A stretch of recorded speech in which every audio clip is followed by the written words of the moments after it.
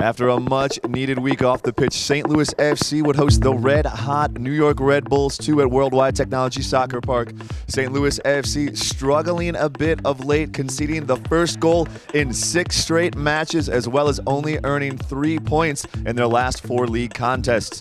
Can St. Louis FC break their recent string of play? Let's go to our highlights and find out. And it would prove that the old habits die hard. The New York Red Bulls would score in the 8th minute on a 2-on-1 counterattack break to take the lead. This is Stolz into the middle, up front, shoots and scores, and Red Bulls are on top. It was Obakop who finishes. That would be the main highlight from a sleepy first half. However, all of the action in this match came to us in the second half. Pula from New York fires a rocket at the edge of the box.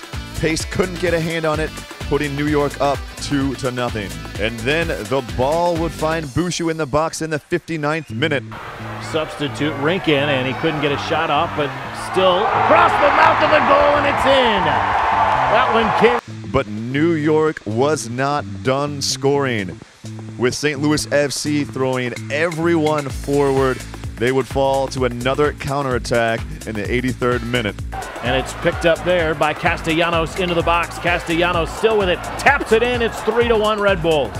And for good measure, New York would tally a 4th and final goal, giving us a final score. New York Red Bulls 4, St. Louis FC 1. Red Bull put a good team in the field and had good players and got after it, and it was difficult. The way that they pressed, the way they came after us and organized and tried to get the ball back in the front half of the field made it difficult for us to establish a rhythm and try to get out. So haven't seen a team that organized yet in the press, so that was new. You know, that certainly those moments make it look like that you're disinterested or that you're not really getting after it. That wasn't really the case.